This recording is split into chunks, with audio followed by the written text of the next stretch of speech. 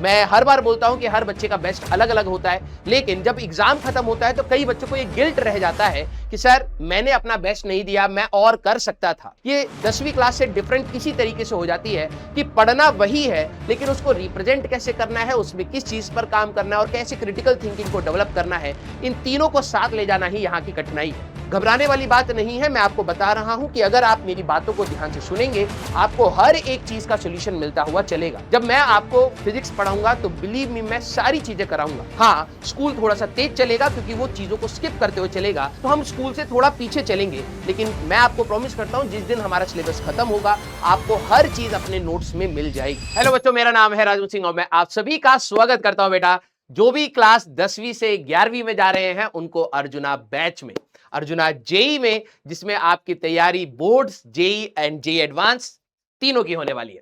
तो last video को आप सभी लोगों ने बहुत प्यार दिया था और आप लोगों ने बहुत ध्यान से चीजों को सुना था। मैंने आप सभी लोगों को बोला था कि यार कमेंट सेक्शन में जरूर बताना कि will you do your best और नॉट। तो आप सभी लोगों ने काफी मोटिवेटेड होकर के उस चीजों को लिखा, समझा और मेरे को बताया।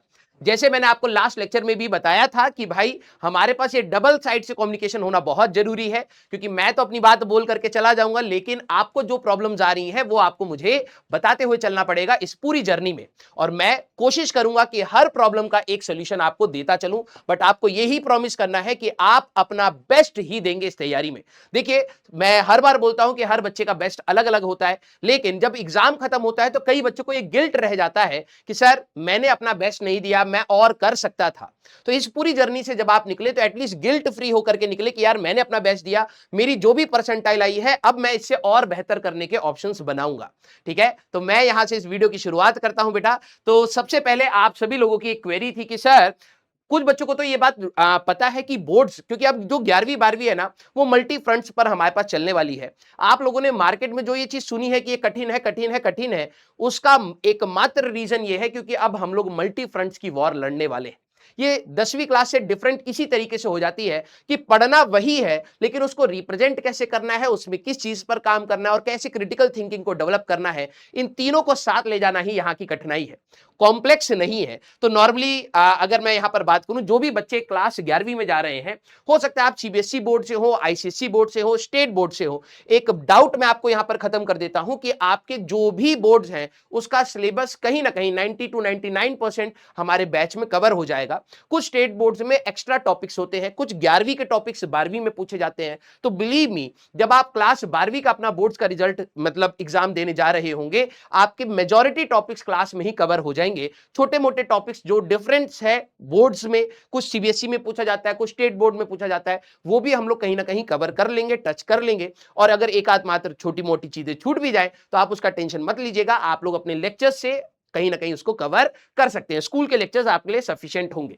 अब बात आती है कि यार यहाँ की जर्नी एक बोर्ड्स की हमें तैयारी करनी है। मैं आपको पहले बता रहा हूं, 11वीं क्लास में आपके मार्क्स थोड़े से डिप होंगे, आपके पेरेंट्स की एक्सपेक्टेशन हो जाएगी, क्योंकि 10वीं में कहीं ना कहीं एक स्कोर आसानी से बन जाता है, क्योंकि ग्रेस मार्किंग नाम की चीज होती है।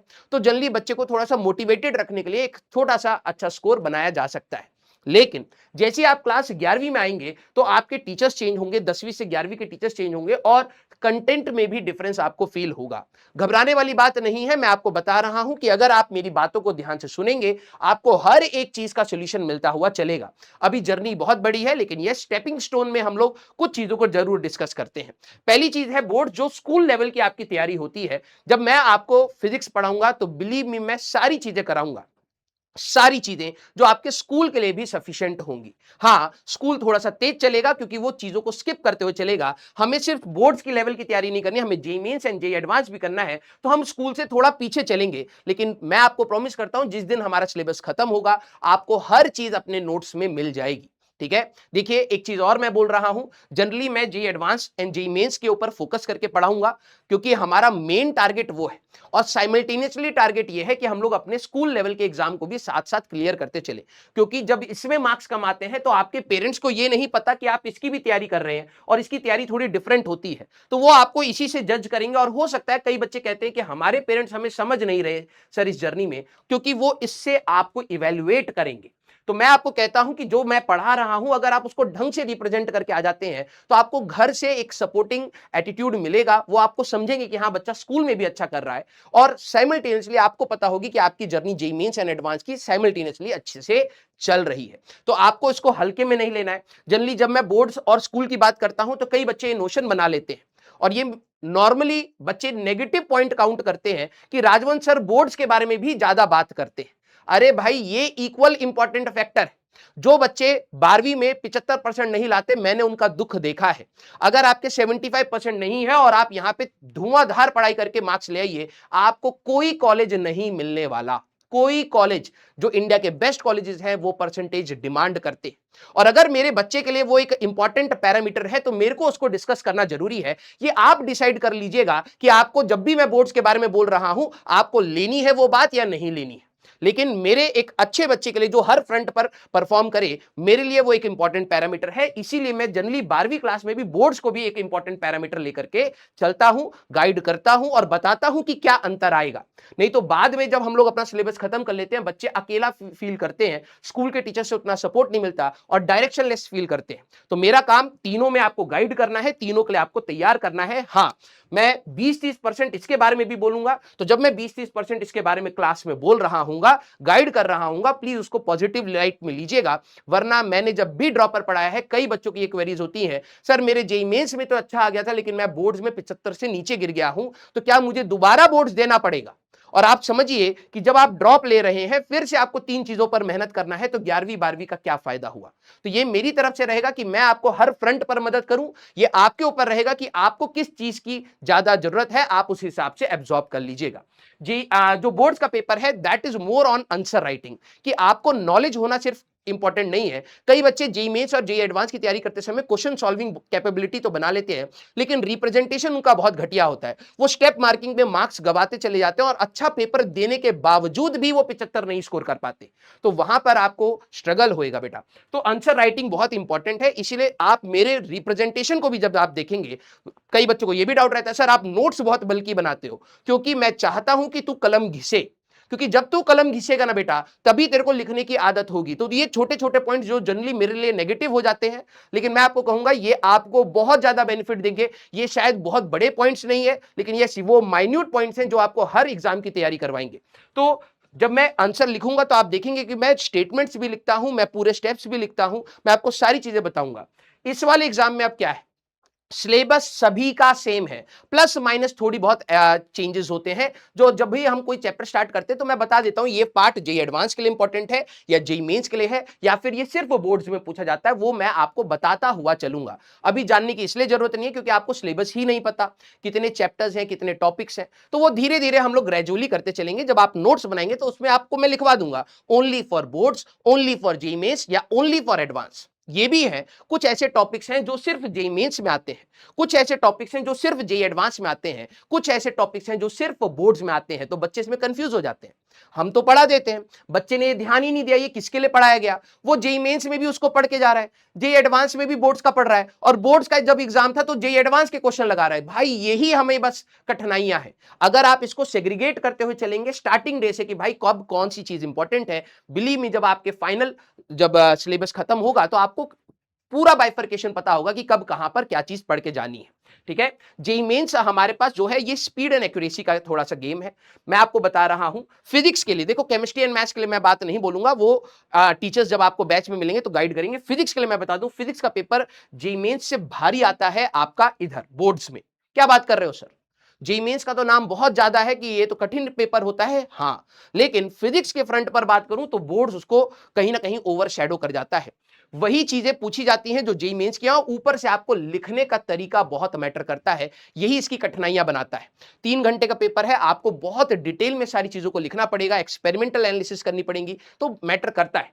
जेईई मेंस कहीं ना कहीं फिजिक्स के लिए आसान है, केमिस्ट्री के लिए आसान है, और मैथ्स जनरली टफ आती है।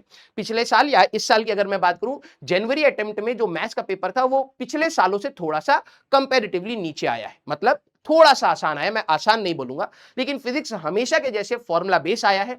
इसमें अगर आपकी फॉर्मूला रिटेंशन अच्छी है तो आप आसानी से इसको कर सकते हैं, और अगर आपकी कैलकुलेशन स्पीड अच्छी है तो आप डेफिनेटली अच्छा स्कोर ले जा सकते हैं फिजिक्स में।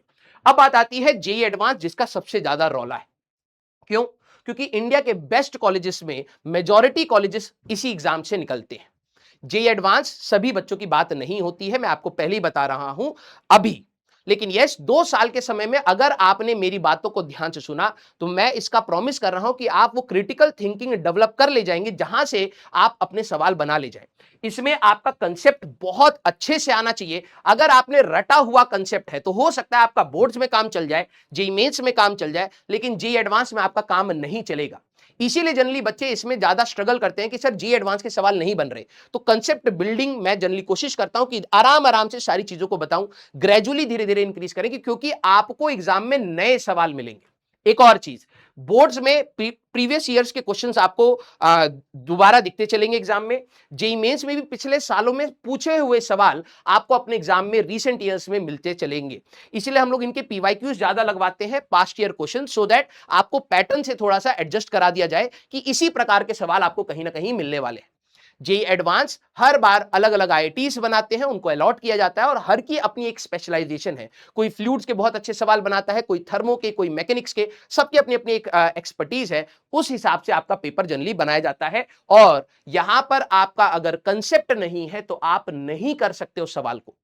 ये सवाल इस लेवल के होते हैं कि आपको ऑप्शंस भी ऐसे दिए जाएंगे कि अगर आपने गलत कंसेप्ट लगाया आपको आंसर मिलेगा and you will feel confident in the exam कि यार मेरा आंसर आ गया। तो इसीलिए वहां पर नेगेटिव मार्किंग बहुत ज्यादा होती है। ठीक है, तो ये 3 पेपर्स का हमारे पास बाइफर्केशन है। बोर्ड से आपको क्या मिलेगा, अगर आप बोर्ड्स की तैयारी अच्छे से कर ले जाते हैं तो आप अपनी यूनिवर्सिटीज जो हमारे पास नेशनल लेवल की यूनिवर्सिटीज हैं, गवर्नमेंट फंडेड हैं, जीएफटीआईज हैं, वहां पर आपको इसका एडवांटेज मिलता है। ठीक है, अगर कोई बच्चा आगे चल के बीएससी करना चाहता है या बेसिक साइंसेज में जाना चाहता है तो वहां पर सीयूईटी का एग्जाम होता है जिससे आप इससे कवर कर सकते हैं। जेईई मेंस को जो बच्चे तैयारी करते हैं तो आईआईटीज को छोड़ करके, 1-2 कॉलेजेस और छोड़ करके, NITs, national institute of technologies, उनके सारे कॉलेजेस इन्हीं के थ्रू मिलते हैं। लेकिन 75% का क्राइटेरिया यहां पर भी आपका बनता है कि अगर आपके इधर 75 है तभी आपके इधर आपको कॉलेजेस मिलेगा। फिर जेईई एडवांस के लिए आपका बिल्कुल पेपर अलग होता है। इससे सिर्फ और सिर्फ आपको आईआईटीज के बारे में मिलता है। आईआईटीज और 1-2 कॉलेजेस और हैं जो मैं आपको बाद में गाइड करूंगा। ठीक है, तो चलिए भाई अब बात करते हैं, एक बार बोर्ड्स की बात कर लेते हैं। बोर्ड्स की क्या रियलिटी है, तीनों फ्रंट पर मेहनत करनी है हमें। Don't take boards lightly. मैंने कई सारे बच्चों को देखा है जो बोर्ड्स को लाइटली लेते हैं।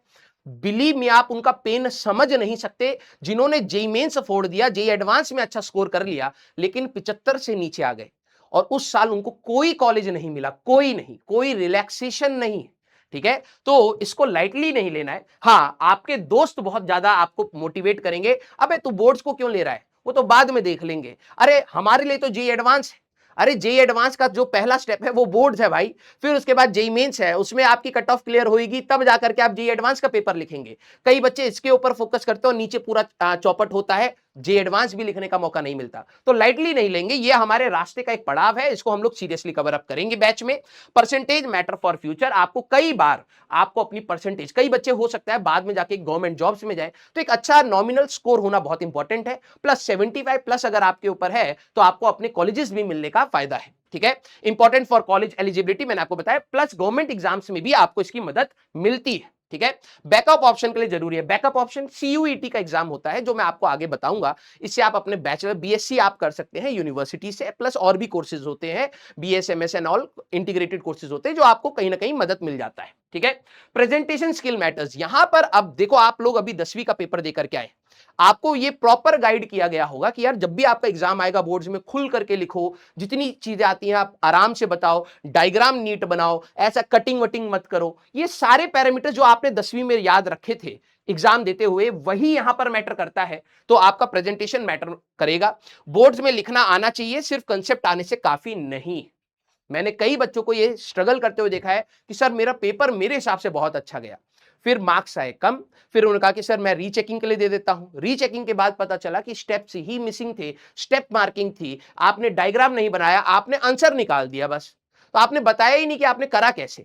तो यहां पर ये बहुत मैटर करता है, डेरिवेशंस मैटर करती हैं, थ्योरी मैटर करता है, डेफिनेशंस मैटर करती हैं, यूनिट्स मैटर करता है, डायमेंशंस मैटर करती हैं। बहुत छोटे छोटे सवाल भी हैं और बहुत लॉजिकल इंटरप्रिटेशन के भी सवाल होते हैं फिजिक्स में। तो आपका सिर्फ कंसेप्ट से अगर आप बहुत स्ट्रांग है, बिलीव मी, आप बोर्ड्स में झटका खा सकते हैं। ठीक है, तो इसको थोड़ा सा ध्यान रखना है आपको। और इसका मैं बाइफरकेशन बता देता हूं। जैसे देखिए, जो भी फिजिक्स केमिस्ट्री मैथ्स लेगा या इंजीनियरिंग साइड जाएगा तो इंग्लिश जनरली आपके पास रहेगा, फिजिक्स केमिस्ट्री मैथ्स एंड एक ऑप्शनल सब्जेक्ट। कई बच्चे कंप्यूटर साइंस लेते हैं, कई बच्चे फिजिकल एजुकेशन लेते हैं। अब मैं आपको, क्योंकि आप लोग यहां पर स्टार्ट करने वाले हैं, तो सर मेरे को क्या ऑप्शनल सब्जेक्ट लेना चाहिए, मैं आपको अपनी तरफ से एक राय दूंगा। हो सकता है आपको उसको डिस्कार्ड करना हो, ये मत सोचना अरे सर ने बताया था तो मेरे को फॉलो करना चाहिए, नहीं। ये ऑप्शनल सब्जेक्ट आपका कंप्यूटर साइंस, फिजिकल एजुकेशन या कोई भी अदर लैंग्वेज है, वो आप अपने कंफर्ट के हिसाब से देखिए। मैंने अपने टाइम पे फिजिकल एजुकेशन लिया था क्योंकि उस समय कंप्यूटर साइंस का इतना ज्यादा वो नहीं था, स्कोप नहीं था, या फिर आप कहिए इतना हाइप नहीं था, तो हमें नहीं पता था कि कंप्यूटर साइंस लेने से एडवांटेज होगा। ठीक है, तो मैंने फिजिकल एजुकेशन लिया, no doubt it was scoring, तो मार्क्स भी अच्छे से बन गए। Computer science is also scoring अगर आप लॉजिकली सही है। ठीक है, और इसका एडवांटेज आपको मैंने ये फील किया है, डिसएडवांटेज कि मेरे को कंप्यूटर की इतनी ज्यादा नॉलेज नहीं थी जब मैं कॉलेज में गया, क्योंकि मैंने 8th 9th में भी कंप्यूटर सीरियसली नहीं करा और 11th एंड 12th में कंप्यूटर था ही नहीं मेरे पास। तो जब मैं बीटेक के फर्स्ट ईयर में गया तो वहां पर आपको आएगा ही सब्जेक्ट, कोडिंग वोडिंग आती है, जावा आएगा, सी प्लस आएगा, और एक और होती थी पता नहीं कौन सी लैंग्वेज सिखाते थे, तो बहुत स्ट्रगल किया मैंने उस चीज में। लेकिन मैं आपको बोलूंगा अगर आप एक थोड़ा सा एडिशनल पेन ले सकते हैं तो डू टेक कंप्यूटर साइंस, क्योंकि वो आपको ज्यादा ओरिएंटेशन देगा और आगे जिन बच्चों को कंप्यूटर साइंस में आगे पढ़ना है तो आपको एक बेस बना देगा थोड़ा बहुत, जिससे आप कॉलेज में थोड़ा कंफर्टेबल रहेंगे। ठीक है, तो आप सेलेक्ट कर लीजिएगा। तो मार्क्स आपके वैसे 100 मार्क्स में से रहेगा। अब इसमें प्रैक्टिकल्स भी होते हैं, खतरनाक प्रैक्टिकल्स होते हैं, वाइवा अच्छा होता है। ठीक है, प्रैक्टिकल्स के भी मार्क्स होते हैं, थ्योरी के भी मार्क्स होते हैं। ठीक है, तो हमारे पास इंग्लिश में इंटरनल असेसमेंट एंड ऑल वैसा रहता है, तो 70-70, मैथ्स में 80 है हमारे पास, और ऑप्शनल सब्जेक्ट में भी डिपेंड करता है कि आपका कौन सा ऑप्शनल है, उसमें कुछ आपके इंटरनल असेसमेंट जो स्कूल करता हुआ चलेगा वो आपको मिल जाएंगे। टोटल 500 में से है आपका। ठीक है, और इसमें से मैं आपको बोलूंगा 75% आपको अटेन करना ही करना है। ठीक है, अब आती है सर हमारी मेन कहानी जो अर्जुना जेई बैच की चलेगी, दैट इज, देखो बोर्ड्स हमारे लिए बैकग्राउंड में चलता रहेगा, सो दैट आप ये पैनिक ना करें कि यार मेरा बोर्ड्स की तैयारी कैसे होगी, बैकग्राउंड में चलता रहेगा। और जो एडिशनल एफर्ट्स हमारे पास होंगे वो होंगे JEE mains and JEE advance के लिए। ठीक है, तो जेई मेंस का पेपर मैं आपको पहले बता देता हूं कि सर ये किस लिए होता है। इंडिया में अगर आपको कोई भी इंजीनियरिंग कॉलेज चाहिए तो इस एग्जाम को आपको देना पड़ेगा। ठीक है, इसकी फीस क्या होती है एंड ऑल वो सारी चीजें हम लोग बाद में कभी भी डिस्कस कर लेंगे, वो करियर काउंसलिंग टाइप से हो जाएगा, वो बाद में डिस्कस कर लेंगे।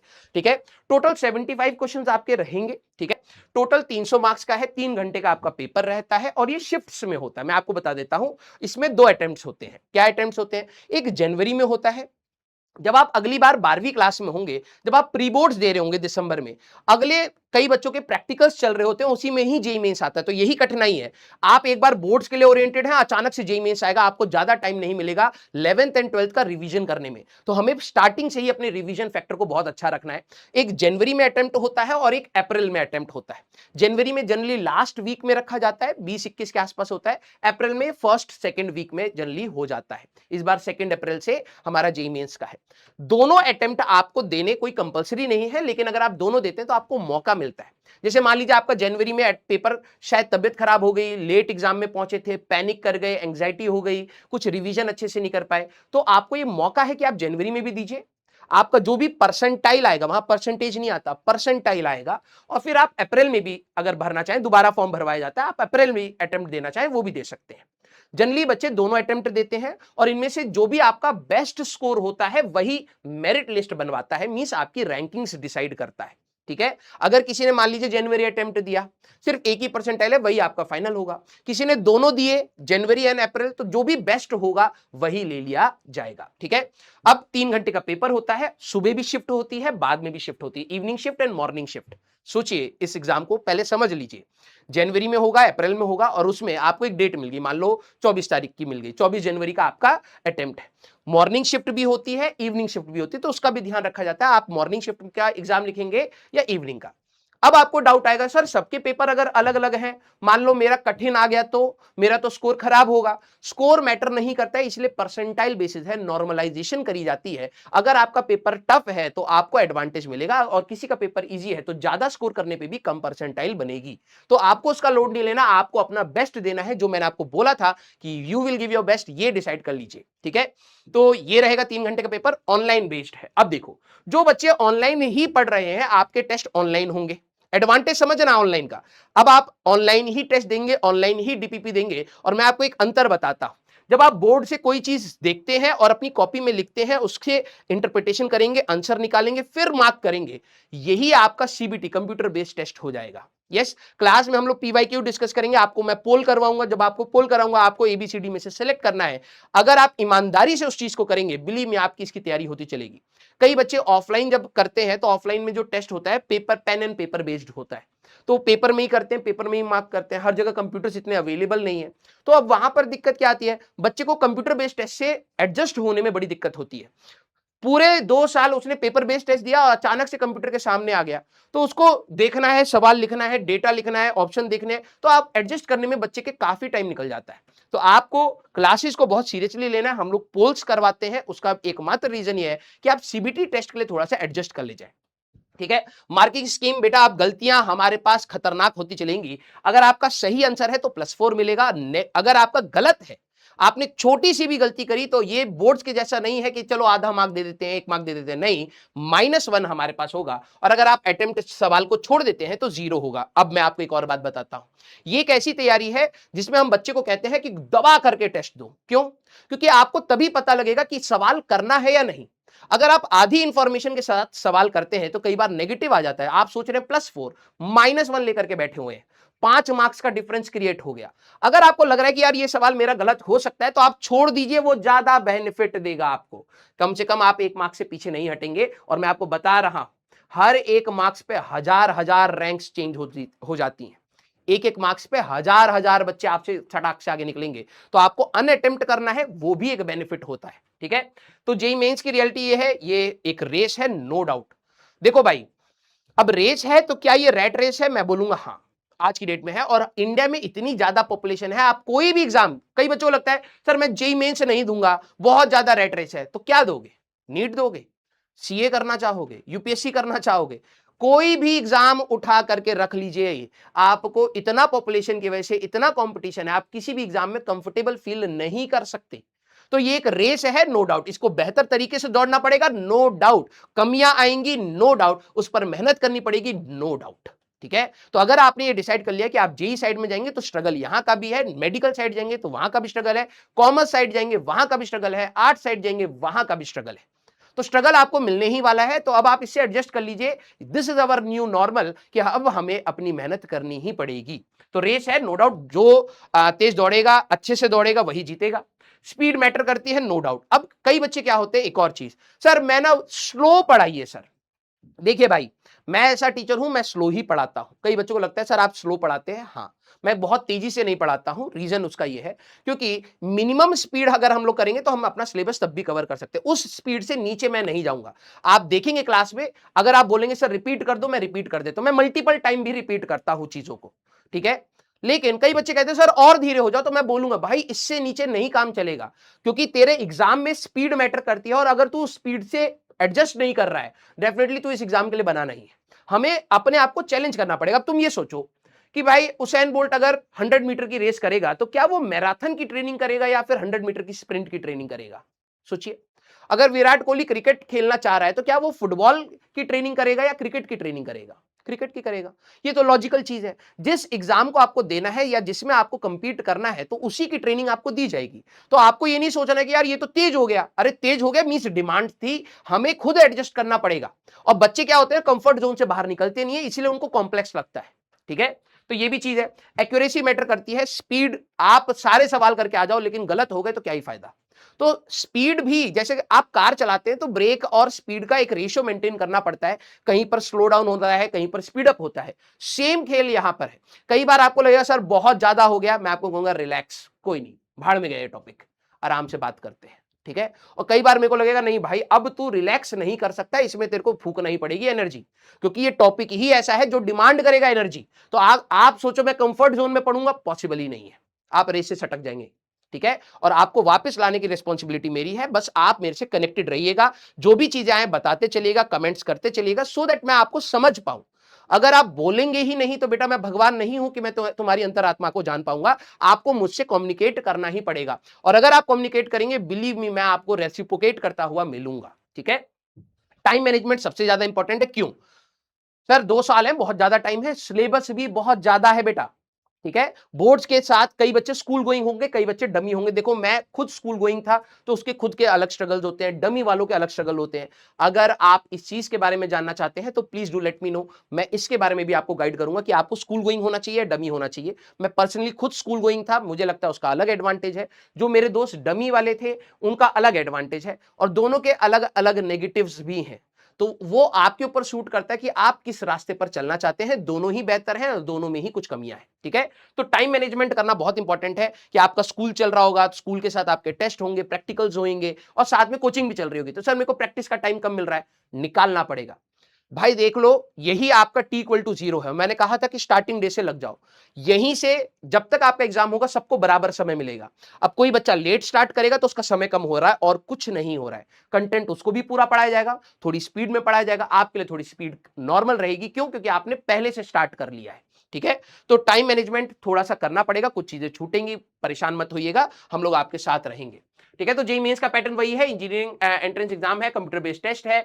आपका पेपर जेईई मेंस में ना, इन्होंने पूरा नहीं लिखा है लेकिन मैं आपको बता देता हूं, 2 अटेम्प्ट्स होंगे, जनवरी एंड अप्रैल शिफ्ट में पेपर होता है हमारे पास। 11th एंड 12th का कंप्लीट सिलेबस आएगा। अब 9वीं वाली और 10वीं वाली गलती नहीं कर सकते हम लोग। 3 घंटे का पेपर है, 75 सवाल है, 300 वो हो गए, 20+5 आपके 25 सवाल पर सब्जेक्ट पूछे जाएंगे, +4 -1 एंड 0 आपको बता ही दिया। स्पीड, एक्यूरेसी एंड कंसेप्ट्स का ये हमारे पास खेल होता है। ठीक है। ये मैंने आपको बाइफर्केशन भी दे दिया है कि आपके 100 मार्क्स के तीनों सब्जेक्ट हैं और परसेंटाइल बेसिस पर ये हमारे पास होता है। ठीक है। अब आया एडवांस। देखो भाई, एक चीज मैं आपको बोलूंगा, एडवांस का खेल बिल्कुल अलग है। एक चीज और, ये जो पेपर था बोर्ड्स, ये मैटर करता है आप कितना अटेम्प्ट करके आते हैं। जितना ज्यादा अटेम्प्ट करोगे, कुछ नहीं भी आता तो भी मार्क्स मिल जाते हैं। इसमें अटेम्प्ट्स ज्यादा होने चाहिए, आपके सवाल ज्यादा आप लिख करके आओगे तभी मार्क्स मिलेगा। ये जो खेल है, this is speed and accuracy, जो करो सटीक करो। ठीक है। और ऐसा नहीं कि सर मेरे को तो 5 ही आते थे तो मैं 5 ही सवाल करके आऊं, नहीं मिलेगा, कुछ नहीं मिलेगा। आपको कहीं ना कहीं 150 मार्क्स, 50% का स्कोर, मैं आपको बता रहा हूं जेईई मेंस में जिन बच्चों का 50% का स्कोर आ जाता है, 50%, 150 मार्क्स अगर आपने स्कोर कर लिए तो आपको कुछ ना कुछ मिल जाएगा। अच्छा नहीं, लेकिन कुछ ना कुछ मिल जाएगा, खाली हाथ नहीं निकलोगे इस तैयारी से। लेकिन हां, किसी बच्चे ने 200 प्लस का स्कोर मार दिया, बिलीव में आपको एक अच्छा कॉलेज मिल जाएगा। ठीक है। तो आप समझिए 50% इज द कट ऑफ। देखो हर बार चेंज होती है लेकिन अंदाजा वही रहती है, कभी 140 हो जाती है, कभी 150 हो जाती है, कभी 108 हो जाती है, वेरी करता रहता है। लेकिन यस, मैं आपको बोलूंगा अगर आप 150 से प्लस हैं तो आप एक सेफ स्कोर में हैं। ठीक है। और कोई परफेक्ट स्कोर नहीं होता, एक सेफ स्कोर होता है कि 150 से नीचे नहीं गिरना है। और अगर आपके टेस्ट में 150 से नीचे आ रहे हैं, दैट मींस अभी भी और एफर्ट्स लगने वाले हैं। अब जो जेईई एडवांस का खेल है ना बेटा, दिस इज अ एग्जाम जो बहुत क्रिटिकल होता है। नए सवाल मिलते हैं। देखो इस सवाल, इसमें क्या है, नए सवाल आएंगे। अब नए सवाल तो आपने करे ही नहीं है, समझना इस चीज को। हम लोग जब सवाल में आपको क्लासेस में जब एडवांस की तैयारी कराएंगे तो नए क्वेश्चंस होंगे। नए क्वेश्चन में मतलब अब आप कुछ भी पीछे का यूज नहीं करेंगे, सिर्फ कोर कंसेप्ट यूज करेंगे और उसको तोड़ने की कोशिश करेंगे।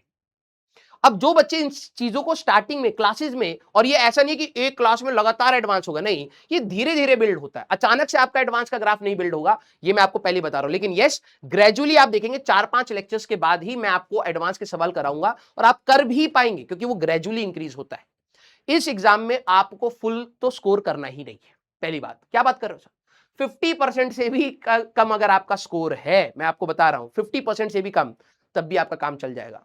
20 से 30% अगर आपका स्कोर हो जाता है, देखो कितना कठिन है कि 20 से 30% भी अगर आप स्कोर कर ले जाते हैं, आपका सिलेक्शन हो जाता है। सर ये तो आसान हो गया फिर। बेटा वो 20-30% निकालने में, ठीक है, आपके 2 साल आपकी पूरी एनर्जी लग जाएगी। ठीक है। क्योंकि ये सवाल नए आएंगे, कुछ 1-2 सवाल आपको मिल जाएंगे कि हाँ यार, कि ऐसा तो सर ने कुछ बताया था कंसेप्ट। अब नए सवाल में भी कई बच्चे सोचते हैं कि बिल्कुल नया, नहीं, नया मतलब कंसेप्ट आपके सारे वही यूज होंगे जो क्लास में बताए गए हैं, लेकिन आपको एग्जैक्ट लैंग्वेज, एग्जैक्ट कंसेप्ट लगता हुआ कहीं नहीं दिखेगा। मैं आपको पहले ही बता दे रहा हूं, ये मिथ है कि आप ये सोचे कि भाई एग्जैक्टली सवाल मिल जाएगा, नहीं।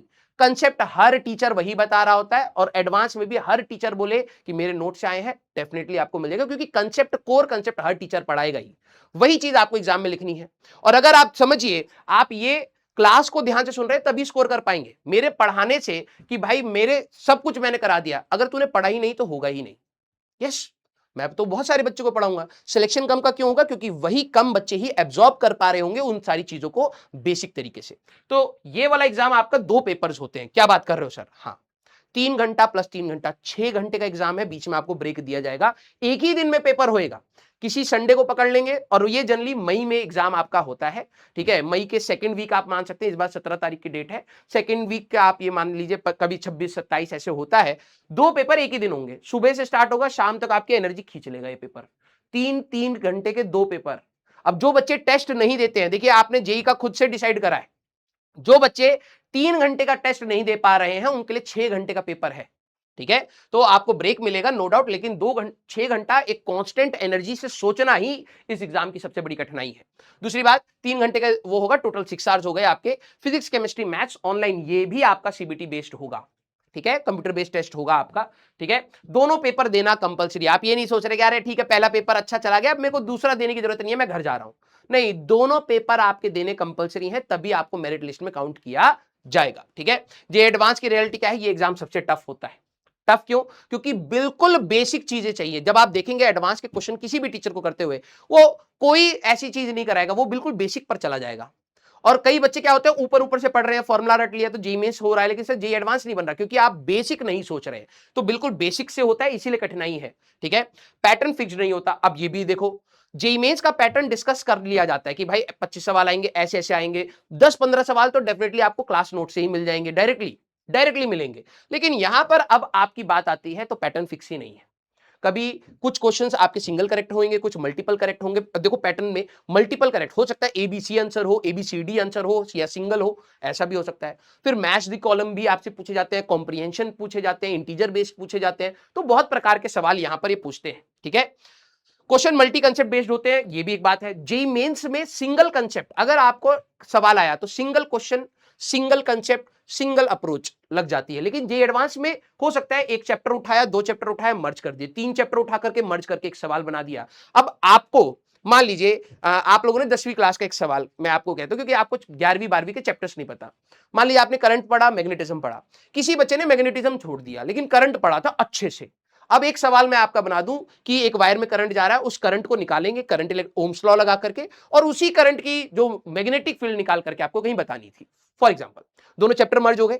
जिस बच्चे ने मैग्नेटिज्म नहीं पढ़ा, मैग्नेटिक वाला चैप्टर नहीं पढ़ा, क्या उससे सवाल बनेगा? नहीं। मान लो किसी बच्चे ने मैग्नेटिक्स किसी तरीके से पढ़ लिया लेकिन करंट नहीं पढ़ा, क्या वो करंट निकाल पाएगा? नहीं। तो अगर मल्टी कंसेप्ट आ रहे हैं तो आपको हर चीज आनी चाहिए, तभी सवाल बनेगा, राइट। और ये एडवांस बहुत अच्छे से एक्सप्लॉइट करता है। कुछ इसके फेवरेट चैप्टर्स हैं, उनको वो हर जगह डाल ही देता है, और अगर आप उनको अच्छे से तैयार करेंगे आपके सवाल बन जाएंगे, ठीक है। डीप थिंकिंग रिक्वायर्ड होती है, बिल्कुल बेसिक चीजों को सोचना है। कठिन देखो, अब क्या होता है, कई बच्चे सोचते हैं कठिन सवाल मतलब कैलकुलेशन बेस्ड कठिन या सोचने वाइज कठिन। जे एडवांस दोनों प्रकार के कठिन सवाल पूछता है। एक बहुत सिंपल वो होती है, कैलकुलेशन बहुत सिंपल है लेकिन थॉट प्रोसेस बहुत हाई चाहिए। और दूसरे सवाल सोचना इजी है लेकिन कैलकुलेशन में फंस जाओगे, बहुत गंदी गंदी कैलकुलेशन होंगी, इक्वेशंस ज्यादा होंगी। तो हमें दोनों तरीके की तैयारी करनी आनी चाहिए, ठीक है। हर साल पैटर्न चेंज हो सकता है, कोई फिक्स नहीं है, वो हर आईआईटी अपना हिसाब से सेट करता है। ये रट्टा मार के तो क्लियर होता ही नहीं है, सीधी सी बात है। तो आईआईटी के लिए होता है कि सीबीटी पेपर 1 पेपर 2 मैंने आपको बता दिया, दोनों कंपलसरी है। फिजिक्स केमिस्ट्री मैथ्स है, 11th एंड 12th दोनों का सिलेबस आएगा। सर क्या वेटेज रहता है? JEE mains and JEE advance approximately अगर मैं बात बोलूं 50-50।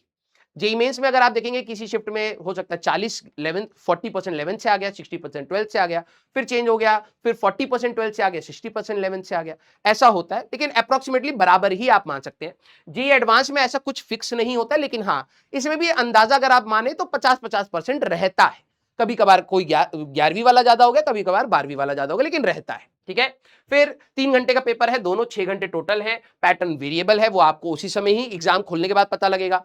सर उसमें आपको रीड करनी पड़ेंगी इंस्ट्रक्शंस कि भाई मल्टीपल करेक्ट में क्या मार्किंग स्कीम है, मैच द कॉलम की कैसे मार्किंग स्कीम है, कॉम्प्रिहेंशन बेस्ड की कैसे मार्किंग स्कीम है, इंटीजर बेस्ड की कैसे मार्किंग स्कीम है, राउंड ऑफ है नहीं है, सारे आपको वहां पर वो जो कहते हैं इंस्ट्रक्शन मैनुअल में आपको मिल जाएगा, ठीक है। मार्किंग वेरी करती है, कई बार होता है, कई बार वो नेगेटिव भी हटा देते हैं कि भाई कोई नेगेटिव नहीं है, ऐसा भी हुआ है। और कई बार नेगेटिव -2 की भी हो जाती है, -1 की जगह -2 की हो जाती है, तो ये भी रहता है। Deep concept and analytical answers रहते हैं, 3-3 पेपर है, ये मैंने आपको बता दिया। इंस्ट्रक्शंस आपको अंदर मिलेंगे, डिफिकल्टी लेवल हाई बोलूंगा, जो बच्चा तैयारी ही नहीं करेगा उसके लिए हाई है, लेकिन जो बच्चा ध्यान से मेरी बातों को सुनेगा, बिलीव मी, आपको हाई एंड मॉडरेट हो जाएगा। इजी नहीं रहेगा, हाई एंड मॉडरेट हो जाएगा। मतलब आपको 70% पेपर मॉडरेट लगेगा, 30% कठिन लगेगा। ओलंपियाड के सवाल, एमआईटीज के सवाल भी डायरेक्टली पूछे गए हैं जेईई एडवांस में। कुछ ऐसी किताबें हैं जहां से इंस्पिरेशन लिए जाते हैं सवालों के, जैसे इरोडोव हो गया, क्रोटोव हो गया, वो सवाल भी हम लोग आपको क्लास में करवाते हुए चलेंगे। ठीक है, मैं आपको प्रॉमिस कर रहा हूं, आपकी जब 11th खत्म होगी, you will get each and every solution of the Irodov, each and every, हर एक सवाल का डिटेल सोल्यूशन मैं आपको दूंगा। ठीक है, और कंसेप्चुअल क्लैरिटी ट्रिकी होते हैं, आपको आंसर्स मिल जाएंगे, आप मार्क कर दोगे, नेगेटिव हो जाएगा। और मल्टी कंसेप्ट्स होते हैं, एनालिटिकल हमारे पास रहता है। ठीक है, अब वही है what each exam really covers. देखो, आप जब तैयारी कर रहे हो तो आप नहीं सोच पाते हो, ठीक है, कि वो आपको हर फ्रंट की तैयारी करवा रहा है। बोर्ड्स आपके लिखने की प्रैक्टिस करा रहा है, एक रिप्रेजेंटेशन फैक्टर दे रहा है। जेईई मेंस आपको स्पीड एंड एक्यूरेसी की दे रहा है, और जेईई एडवांस आपकी डीप थिंकिंग कैपेसिटी को इंक्रीज कर रहा है। तो ये तीनों है हमारे पास। ठीक है, बोर्ड्स में आपका देखिए मेनली क्लास 12 सिलेबस रहेगा, plus practical and internal component depending on the subject. JEE mains में आपका class and 11th and 12th का स्पीड एंड एक्यूरेसी का खेल है।